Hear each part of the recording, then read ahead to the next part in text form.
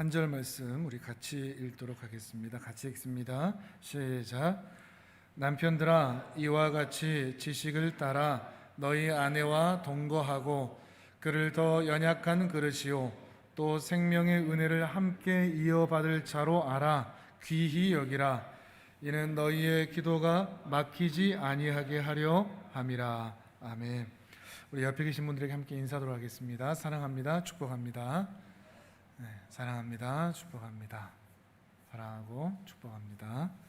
또 온라인으로 예배하시는 분들에게도 주님의 큰 은혜가 함께 있기를 바랍니다. 오늘 말씀은 이렇게 시작을 하죠. 남편들아 이와 같이.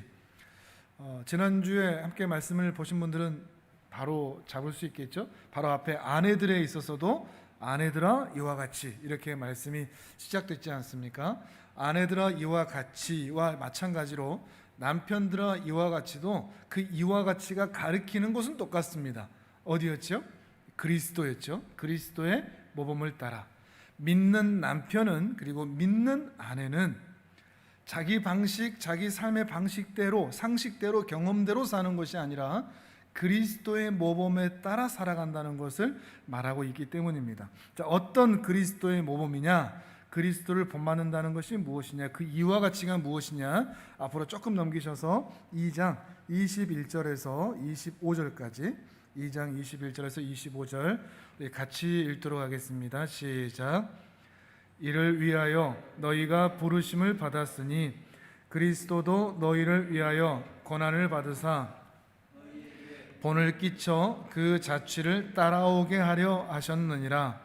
그는 죄를 범하지 아니하시고 그 입에 거짓도 없으시며 욕을 당하시되 맞대어 욕하지 아니하시고 고난을 당하시되 위협하지 아니하시고 오직 공의로 심판하시는 이에게 부탁하시며 친히 나무에 달려 그 몸으로 우리 죄를 담당하셨으니 이는 우리로 죄에 대하여 죽고 의에 대하여 살게 하려 하심이라. 그가 채찍에 맞음으로 너희는 나음을 얻었나니 너희가 전에는 양과 같이 길을 잃었더니 이제는 너희 영혼의 목자와 감독 되신 이에게 돌아왔느니라. 아멘. 사회에서 약자이고 또 고난받는 자로 대접을 받을 수밖에 없는 앞에서 보았던 종이든 그리고 아내들이든 또 반대로 약자가 약자의 위치가 아닌 오히려 상전이나 또는 주인이나 또 그 권위자로 있을 수 있는 주인이나 또는 남편들이라고 할지라도 사회적 신분이 어떠하든지 그 위치가 어떠하든지 상황이 어떠하든지 믿는 자들은 이와 같이여야 합니다. 곧 그리스도를 뒤따라가는 길, 십자가를 지는 길, 기꺼이 복음을 위하여 고난을 받을 수 있는 그 길을 걸어간다는 의미로서의 이와 같이입니다. 아내도 남편도 믿는 자들은 그리스도의 뒤를 따라가야 한다는 것을 말하고 있습니다. 그런데 오늘 본문 이 남편들에 대해서 얘기할 때는 앞서 종들에 대한 이야기 그리고 아내들에 대한 이야기에 비해서 짧습니다. 한 구절로만 되어 있죠. 남편들은 알아서 잘하기 때문에 그럴까요? 그렇지는 않은 것 같습니다. 오히려 이 남편들은 아내들보다 그리고 종들보다 믿음으로 사는 것이 조금 더 수월하기 때문이라고 말할 수가 있을 것입니다. 지난 시간에 그런 말씀 드렸듯이 남편이 어떤 종교를 믿겠다 하면 가족들은 다 따라야 됩니다. 근데 아내가 어떤 종교를 믿는다고 해서 가족들이 따르지는 않습니다. 그러니까 남편이 자신이 믿음이 있으면 그 가족들을 전도하고 복음을 전하는데 조금 더 수월한 것입니다. 강제가 적용이 되기 때문이죠. 그 복음을 전할 수가 있기 때문이죠. 물론 남편들도 하고 싶은 말은 있을 겁니다. 남편 역할도 어렵다. 남편으로서 세상에 사는 것도 물론 어려움이 있다라고 이야기할 것이지만 베드로 사도는 그래도 종들보다 그리고 아내들보다 더 수월하다라는 것을 이렇게 표현을 하고 있는 것입니다. 그렇기 때문에 조금 더 나은 위치에 있는 이 남편들에게는 그리스도의 성품으로서 두 가지를 말하는데, 배려하고 존중하는 것에 대해서 오늘 본문에서 말하고 있습니다. 배려와 존중이 남편들이 가져야 할 대표적인 그리스도의 성품이라고 말하는 것이죠. 지난 시간에 아내들에게 요구한 그리스도의 성품 기억나십니까? 온유함과 화평함이었죠. 정결한 행실을 통하여서 온유함으로 화평함으로 행하라 했었죠. 한번 읽어볼까요? 바로 앞에 또 2절, 3장 2절에서 4절까지 2절, 3절, 4절 같이 읽겠습니다. 시작. 너희의 두려워하며 정결한 행실을 봄이라. 너희의 단장은 머리를 꾸미고 금을 차고 아름다운 옷을 입는 외모로 하지 말고 오직 마음에 숨은 사람을 온유하고 안정한 심령에 썩지 아니할 것으로 하라. 이는 하나님 앞에 값진 것이니라. 아멘. 믿는 아내들이 자신의 일상에서 살아야 할 신자의 자세는 외적 외모의 꾸밈, 화려함 이런 것들이 아니라는 것입니다. 온유함, 그리고 안정한 심령, 즉 온유와 화평함이라고 말하는 것이죠. 온유와 화평을 왜 아내들에게 강조했을까요? 이걸 뒤집어서 얘기해 보면 바로 온유와 화평이 그 당시 아내들에게 가장 약점이 되었기 때문입니다. 그 당시 여자들은 또 아내들은 인정을 받지 못했다고 그랬죠. 사회적으로. 그러다 보니까 교회에 와서 보니 여성의 인권을 존중해 주거든요. 평등하게 대하거든요. 억눌려 있다가 교회에 와서 말할 수 있게 되고 그런 권리를 찾다 보니까 억눌려 있는 상태에서는 더 이렇게 쉽게 또 퍼지는 그런 경우들도 있지 않습니까? 그러다 보니까 자기 주장을 말하게 되고 더 많은 말을 하게 되고, 그래서 바울 사도조차도 여인들은 교회에서 잠잠하라 이런 말을 할 수밖에 없는 그런 상황에까지 이르렀었던 것이죠. 여인들을 무시해서가 아닙니다. 여인들이 열등해서도 아닙니다. 다만 그런 상황에 의하여서 여인들이 그런 약점을 가지고 있었기 때문이죠. 온유해야 되는데 온유의 반대는 사나움이죠. 여인들이 사납다라는 것이죠. 화평해야 되는데 시기와 질투로 자주 싸운다는 것이죠. 그러니 화냄과 성냄과 자기 주장과 시기와 질투 이것들은 버리고 여인들은 온유와 화평으로 자신을 정결한 행실 가운데 두라라고 말을 하고 있는 것입니다. 사실 이런 말은 좀 조심스러운 말입니다. 그런데도 베드로 사도는 온유와 화평에 대해서 여인들에게 강하게 권고를 하고 있는 것이죠. 그 속마음에서부터 온유와 화평한 성품으로 변화가 되어서 그 변화되는 목적이 뭐죠? 그 변화된 심령으로 믿지 아니하는 남편을 믿는 남편으로의 변화를 이끌어 내라는 것을 말하고 있는 것이죠. 그러면서 이 남편들에게도 똑같이 그리스도의 성품을 가져야 할 것에서 말하는데 그것은 두 가지 배려와 존중입니다. 자, 여인들이 가져야 할 성품이 뭐라고 그랬죠?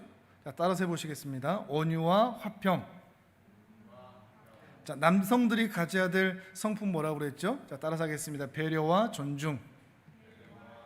자, 7절을 읽으면서 같이 한번 확인해 보시죠. 7절 다시 본문 읽어보겠습니다. 시작. 남편들아, 이와 같이 지식을 따라 너희 아내와 동거하고 그를 더 연약한 그릇이요 또 생명의 은혜를 함께 이어받을 자로 알아 귀히 여기라. 이는 너희 기도가 막히지 아니하게 하려 함이라. 아멘. 자, 믿는 남편이라면, 자, 모두 다 믿는 아내 그리고 믿는 남편이라는 그 조건이 분명히 붙어 있습니다. 믿는 남편은 자기 아내를 더 연약한 그릇으로 알고 배려하고 또한 생명의 은혜를 함께 이어받을 자로 존귀하게 대접하고 존중하라라고 말을 하고 있는 것입니다. 자, 그러면 여인들과 똑같이 왜 남편들에게 배려와 존중을 말하고 있을까요? 그건 역시도 그 당시 남편들에 대해서 꼬집는 말이기도 하는 것입니다. 그 시대도 그렇지만, 그 시대는 사실 더 했을 수도 있겠지만 지금 이 시대도 크게 다르지가 않거든요. 믿는 남편조차도, 신앙을 가지고 있는 남편조차도 아내의 의견을 무시하고 독단적으로 결정하고 또는 종이나 물건을 다루듯이 함부로 행동하는 그런 모습이 있었기 때문입니다. 물론 그 당시 사회 분위기에서는 그게 당연한 것이었습니다. 모두가 다 그렇게 하고 있기 때문에 이게 틀렸다, 말씀에서 벗어난다라는 것을 이해하지 못할 수도 있습니다. 그러나 다른 사람들이 다 그렇게 하더라도, 사회 모든 사람들이 다 그렇게 하더라도 믿는 남편이라면 그리스도의 마음과 성품으로 아내를 더욱 배려하고 존중해야 된다라는 것을 말하고 있는 것입니다. 말씀드렸듯이 그런 가부장적인 사회에서, 그리고 오늘 우리 시대에서도 마찬가지로 모두가 다 남편이 주도적이고 권위를 갖고 라고 하는 것을 가지고 있는 그런 사회이기 때문에 자기 자신도 모르게, 남편도 알지 못하는 사이에 배려와 존중이 제외된 채로 살아갈 수도 있는 것입니다. 잘못된 습관을 가지고 있는 것이죠. 그러나 하나님의 말씀 앞에서, 복음 앞에서 자신의 모습이 어떠한지를 확인하는 것이 매우 중요합니다. 자신이 지금 아내를 존중하지 못하고 배려하지 못하고 있다는 것을 발견하고 자신의 약점과 단점을 확인하고 그것을 고쳐나가는 것이 매우 중요하다는 것이죠. 여기에서 지금 우리가 남편에 대해서, 아내에 대해서 말을 하지만 사실 남편과 아내만 향한 말은 분명히 아닐 것입니다. 모든 그리스도인들이 다 가져야 할 그런 마음 자세인 것이죠. 화평과 온유함, 배려와 존중, 남편에게만 필요하고 아내에게만 요구되는 것이 아니라 모든 그리스도인들이 다 가져야 할 그리스도인의 성품이라는 것입니다. 그리고 자기 자신에게서 이것이 발견되지 않는다면 이것을 고쳐야 하는 것이죠. 그런데 다른 사람에게만 당신 왜 배려 안 해? 당신 왜 존중 안 해? 하라는 것이 아니라는 것입니다.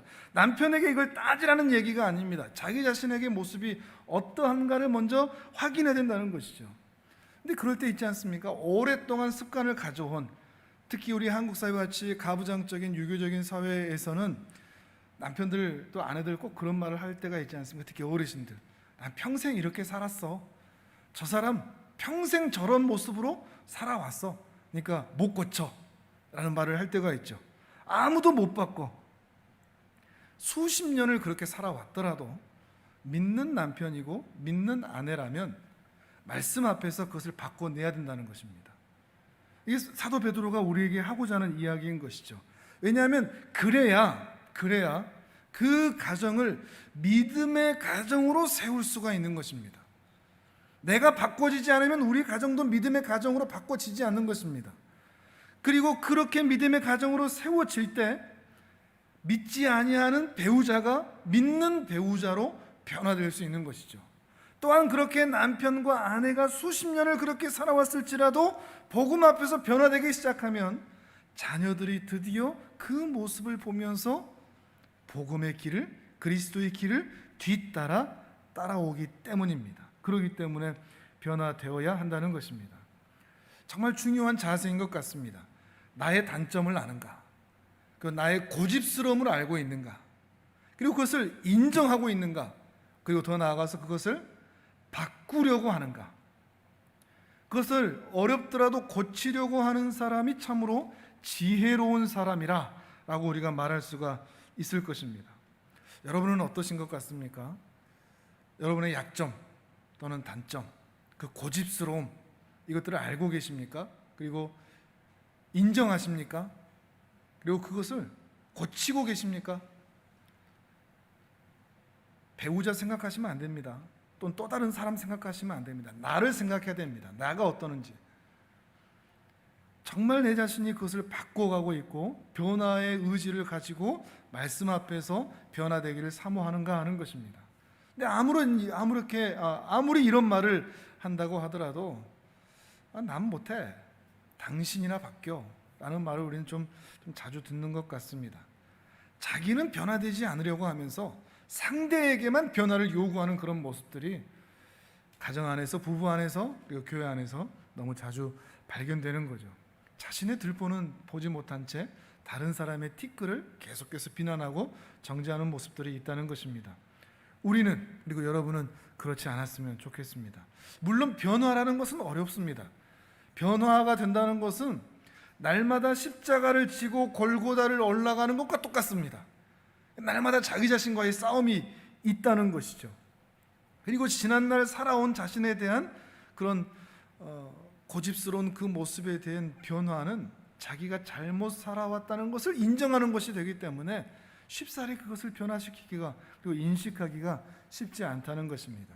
하지만 신자는 자신의 믿음을 위해, 그리고 자신의 믿음을 통하여 상대가 변화될 그것을 사모하면서 그 변화의 길을 걸어가야 한다는 것이죠. 믿는 남편에게 요구되는 것이 두 가지 있다고 했죠. 배려와 존중. 먼저 배려에 대해서 보면, 배려한다는 것은 오늘 본문에서 얘기하는 것처럼 아내가 내 아내, 나의 소유로서의 아내이기 전에 연약한 한 여성이라는 것을 아는 것, 그 지식을 따라서, 한 여성이라는 것을 아는 지식에 따라서 배려해야 된다는 것을 말하고 있습니다. 아내는 연약하다. 또 이런 말하면 또 남편들도 또 그러죠. 아, 나도 연약해, 나도 힘들어, 나도 고생해. 그런데 베드로 사도가 쐐기를 박습니다. 더라는 단어를 붙였죠. 더 연약한 그릇이다.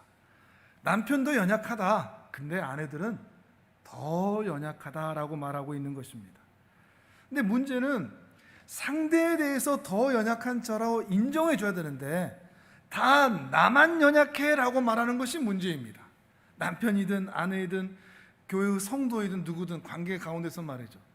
내가 연약해, 내가 힘들어, 내가 고생해, 내가 우울해, 내가 힘들어 라고 하는 것들로 상대에 대한 예우가 없는 것입니다. 지금 이 남편은 아내를 더 연약한 그릇으로 삼듯이, 또 바라보듯이 아내 역시도 남편을 보면서 그런 마음으로 갖는 것은 매우 중요합니다. 성도가 성도를 바라볼 때, 또 동료가 동료를 바라볼 때도 나보다 상대를 더 연약한 마음으로 바라볼 수 있는 그 마음이 정말 중요하다는 것이죠. 그러나 다들 자기, 나만 바라보고 있는 것이 더 문제가 된다는 것입니다. 왜 자기 자신을 그렇게 힘들다고 말할까요? 나 괜찮아 라고 말할 수는 없을까요? 나 힘들어, 나 고생했어, 나는 불행해, 왜 이렇게 말할까요? 아, 난 살만해, 난 괜찮아, 주님 안에서 나는 은혜로 살아 라고 말하면 더 좋을 텐데, 내가 얼마나 힘든 줄 알아, 내가 얼마나 슬픈 줄 알아. 그걸 자랑도 아닌데 왜 그렇게 자신을 그렇게 우울한 것처럼, 힘든 것처럼 자신의 인생에 대해서 그렇게 말하려고 하는지 말이죠. 그리스도의 마음은, 또 신자의 마음은 나보다 다른 사람을 더 연약하게 바라봐 주는 것이라는 것이죠. 그렇기 때문에 이 배려하는 마음에는 넉넉한 마음이 밑에 깔려 있어야 됩니다. 내 안에 넉넉한 마음이 있는 사람만 다른 사람을 배려할 수 있습니다. 마음이 가난하면 다른 사람의 힘듦과 연약함과 그 외로움과 고생이 보이지가 않습니다. 나밖에 안 보이거든요. 그러니 다른 사람을 넉넉하게 품어주고 싶다면 내 마음이 그리스도의 은혜로 더욱 넉넉해져야 한다는 것이죠. 풍성해져야 한다는 것입니다. 주님의 은혜로 우리의 심령이 더욱 풍성해지고 넉넉해진다면 우리는 누구라도 품어줄 수 있고 누구라도 배려할 수도 있다는 것입니다. 다만 여기서 아내가 더 연약하다라고 하는 이 말은, 말씀드렸듯이 아내가 남편보다 더 열등하다는 말이 결코 아닙니다. 지난 시간에 말씀드렸듯이 아내가 믿지 아니하는 남편을 자신의 거룩한 행실, 그리고 온유와 화평을 통해서 영적인 변화를 일으키는 제사장적인 존재로 부르심을 받았다는 것을 확인했습니다. 아내가 열등하고 무시해도 될 만하다면 제사장적인 역할을 할 수가 없는 것이죠. 그러나 아내가 영적인 변화, 그리고 윤리적인 도덕적인 변화를 일으키는 주체로서 가정에 존재하고 있다는 것은 결코 아내가 열등하지 않다는 증거가 된다는 것입니다. 다만 여기에서 연약하다 하는 것은 육체적이고 정서적인 부분만을 말하는 것입니다. 연약한 그릇이라는 표현 자체가 이미 육체적인 의미를 가지고 있는 것이죠.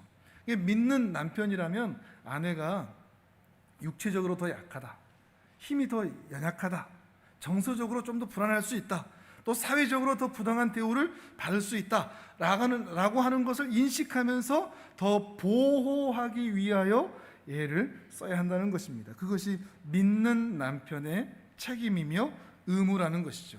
그러니 믿는 남편이라면 더 연약한 그릇인 아내를 더 배려해야 한다는 것입니다. 또한 믿는 성도라면 나보다 더 연약한 성도를 더 배려하며 신앙생활을 함께 한다는 것이죠. 배려에 대해서 이야기를 했습니다. 두 번째로는 존중한다는 것입니다. 뒤이어 나오죠. 생명의 은혜를 함께 이어받을 자로 알아 귀히 여기라. 아내를 생명의 은혜를 함께 이어받을 자로 알아 귀히 여기라. 성도들에게도 동일합니다. 사랑하는 성도들을 누구 하나라도 무시하고 멸시할 사람이 존재하지 않고 우리 모두가 다 생명의 은혜를 함께 이어받을 자로 알아 모든 성도들을 존귀하게 대하라는 것입니다.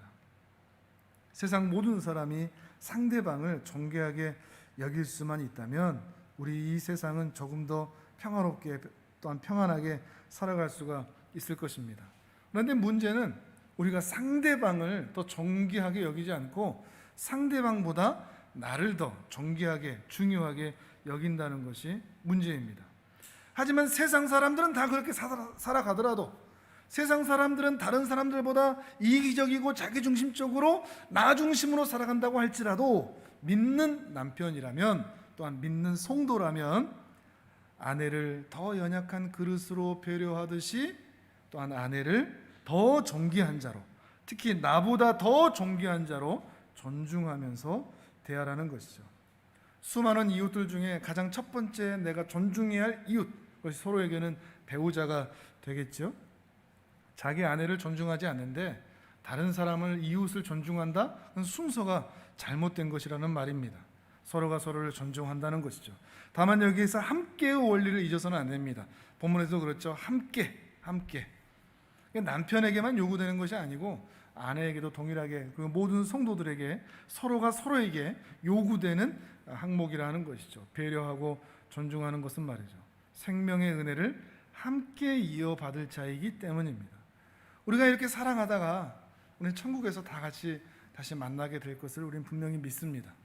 그러니 천국에서 만날 그날을 미리 바라보면서 이 땅에서 서로 존중하고 배려하는 모습으로 살아가는 것이죠. 근데 이렇게 배려와 존중이 가장 작은 단위인 부부 사이에서 연합으로 나타나지 않는다면 남편의 그리고 아내의 영적인 그런 기도와 그런 생활들이 다 막힐 수밖에 없다는 것을 말하고 있습니다. 너희의 기도가 막히지 않게 하라. 단순히 기도 응답만 없다는 이야기가 아닙니다. 영적인 생활이 막힌다는 것은 그의 일상 전체가 막히고 무너지게 된다는 것을 모두 포함하기 때문이죠. 남편과 아내, 또 아내와 남편은 가장 가까운 이웃이 될 것입니다. 내 이웃을 내 몸과 같이 사랑하라는 말씀을 실현하고 재현할 가장 첫 번째 이웃이 바로 아내와 남편이며, 또 우리 교회 안에서는 서로에게, 성도에게 이렇게 사랑을 드러내는 것입니다. 온유와 화평, 그리고 배려와 존중, 이것은 분명히 그리스도의 마음이며 그리스도의 성품이며 우리가 배워가야 할 것이지만 물론 쉽지 않은 그런 부분이기도 합니다. 왜냐하면 인간 본성을 거스르는 것이기 때문이죠. 우리는 본성대로는 온유하거나 화평하지 않고 배려하거나 존중하지 않는 성품을 우리 모두가 가지고 있는 이기적이고 자기중심적인 삶을 살기 때문입니다. 그래서 우리에게는 이런 삶을 살기 위해서 은혜가 필요한 것입니다. 주님의 은혜가 필요한 것입니다. 그 은혜로만 우리는 이 삶을 살 수가 있는 것이죠. 마태복음 말씀을 한번 찾아보겠습니다. 마태복음 11장 28절에서 30절 말씀입니다. 어떤 은혜가 필요할까? 저는 이 말씀을 붙잡기로 했습니다. 마태복음 11장 28절에서 30절까지 말씀입니다. 신약성경 17페이지쯤에 있습니다. 마태복음 11장 28절에서 30절까지입니다. 28절에 30절 우리 같이 읽겠습니다. 시작. 수고하고 무거운 짐진 자들아 다 내게로 오라. 내가 너희를 쉬게 하리라. 나는 마음이 온유하고 겸손하니 나의 멍에를 메고 내게 배우라. 그리하면 너희 마음이 쉼을 얻으리니 이는 내 멍에는 쉽고 내 짐은 가벼움이라 하시니라. 아멘. 세상 모든 사람들이 쉼을 원합니다. 특히 남편에게서, 아내에게서, 가정에서, 또 교회에서 쉼을 얻고자 합니다. 회복을 얻고자 하죠. 그래서 그곳 안에만 있으면 내 마음이 녹아들고 평안할 수 있기를 우리 모두가 다 원하고 있습니다. 그런데 주님께서 말씀하십니다. 그 쉼은 오직 예수 안에만 있다. 예수 안에만 있을 때에 가정도, 교회도, 일상도 쉼을 얻을 수 있다는 것을 말하고 있는 것이죠. 또한 한 발자국 더 나아가서 예수 안에 있을 때만 가능한데, 또한 예수 그리스도의 성품을 가진 자와 함께 있다면 그 사람으로 인하여 그 상대가 쉼을 얻을 수 있다는 말이기도 합니다. 믿는 아내의 온유와 화평함으로, 믿는 남편의 배려와 존중함으로 상대는 쉼을 얻을 수가 있다는 것이죠. 특별히 예수님이 그러시죠. 나는 온유하니 나의 멍에를 메고 내게 배우라 그러십니다. 내가 온유하다, 그냥 내게 배워라. 그 온유함을, 쉼을 줄 수 있는 온유함을 내게로 배우라 말씀하시는데, 나의 멍에를 메라 그러십니다. 독특한 표현인데, 여기서 이 멍에는 소가 짊어지는 그 멍에인데, 이 소가 짊어지는 멍에는 두 마리 한 세트입니다. 혼자 지는 소의 멍에가 아니고 두 마리가 나란히 가는 멍에입니다. 그러니까 나의 멍에를 메라는 말은 어떤 말인가 하면, 예수님이 한쪽을 담당하고 있는데 그 멍에의 한쪽 편에 네가 들어와라, 이런 말이 됩니다. 내 멍에 네가 져, 그리고 내가 가는 길을 내 옆에서 보면서 나를 배워, 이런 의미가 되는 것이죠. 예수님이 살아가신, 이 땅에 살아가신 그 모든 모습들을 직접 예수님 옆에서 보면서 예수님의 삶을 통해서 우리가 어떤 삶을 살아야 할 것인지를 배우라, 그런 의미가 되는 것입니다. 예수님께서 자신을 모욕하고 대적하는 자들을 위해서 오히려 죽으시고 사랑하실 때 끝까지 사랑하셨던 바로 그 모습처럼 말이죠. 다만 이 멍에는 어렵지가 않습니다. 예수님이 한편을 담당하시니 나도 한편을 담당해야 되겠다 하지 않으셨습니다. 예수님은 내가 다 지고 간다, 넌 내 옆에서 보기만 해라, 내 멍에는 가볍다, 내 짐은 가볍다, 내가 다 진다, 나를 따라오기만 하면 이것이 다 너의 것이 된다 하는 것이죠. 그러니 우리가 온유하고 화평하고 배려하고 존중한다는 것은 내가 실력을 쌓아야 되겠다, 또는 내가 성품이 좋아져야 되겠다, 내가 결심해야 되겠다, 이런 의미가 아닌 것입니다. 내가 예수님과 함께 걸어가고만 있다면 내 삶에서 자연적으로 나타날 수 있는 성품일 수밖에 없다는 것이죠. 정말 그런 것 같지 않습니까?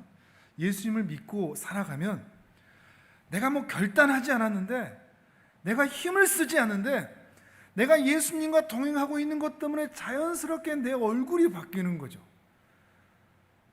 내가 어떤 감각을 가지지 않았는데도, 내가 어떤 결단을 하지 않았는데도 자연스럽게 내 삶에서 하나님의 은혜와 그리스도의 성품이 나타나게 된다는 것입니다.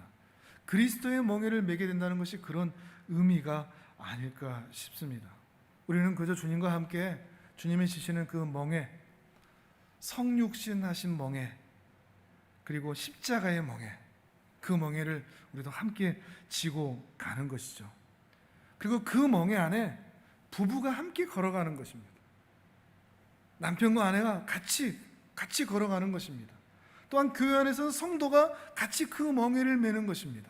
십자가의 멍에, 그리스도의 멍에, 그 멍에를 같이 메고 갈 때 그 부부가 같이 그리스도 앞에 살아감으로 가정이 쉼을 얻게 된다는 것이죠. 믿지 아니하는 배우자와 믿지 아니하는 부모와 형제와 자녀들이 그들의 멍에 진 모습을 통해서, 쉼을 허락해 주는 그 모습을 통해서 믿음의 역사가 그 가정 안에 나타나게 된다는 것입니다. 교회 안에서도 서로 그 멍에를 지고 함께 걸어가는 걸 통해서 아직 믿음이 연약한 자녀들이나 성도들이 그 은혜를, 그 쉼을 경험함으로 그리스도를 믿는 그 은혜의 역사들이 또한 교회 안에서도 같이 나타난다는 것이죠. 우리가 그저 사모할 것은 이 부분인 것 같습니다. 주님, 저희에게 은혜를 주십시오. 예수 그리스도의 그 성품과 그 은혜를 우리에게 허락해 주셔서 그 거룩한 성품이 내 삶에서 자연스럽게 나타나는 성품이 되게 해주십시오. 온유하고 화평하며 배려하며 존중할 수 있는 그 은혜의 성품이 우리의 것이 되게 해주십시오. 그리고 이것이 가장 먼저 부부 안에서, 그리고 가정 안에서 나타나고 역사되고 실현되고 재현되고, 그리고 그 이후에 교회 안에서 그러한 성품들이 재현되고 실현되는 것을 통해서 우리 자신이 주님 안에서 쉼을 얻고 은혜를 얻고, 또한 우리를 통해서 우리가 속한 가정과 교회와 직장과 일터에서 그 쉼과 은혜의 역사가 나타난다는 것입니다. 이 복된 은혜로운 역사들이, 그리고 그 성품들이 우리 사랑하는 모든 성도님들 삶 가운데 나타내고 재현되기를 주님의 이름으로 축복합니다. 아멘. 우리 이제 함께 기도하겠습니다. 주님, 그 주님의 성품을 우리가 닮을 수 있도록 도와주십시오. 은혜 베풀어 주십시오. 그러기 위해서 주님과 더욱 친밀하며 주님의 멍에를 함께 메우는 자로 살아갈 수 있도록 주님, 저에게 은혜 베풀어 주십시오. 온유와 화평, 배려와 존중, 그리스도의 그 성품이 우리의 삶에 고스란히 나타날 수 있도록, 정말 그대로 실현되고 재현될 수 있도록, 머리로만 알고 입으로만 떠드는 성품이 아니라 내 삶에서 자연스럽게 나타나는 그리스도의 성품이 될 수 있도록 은혜로 붙들어 주옵소서. 우리 함께 기도하도록 하겠습니다. 하나님 아버지, 참으로 감사합니다.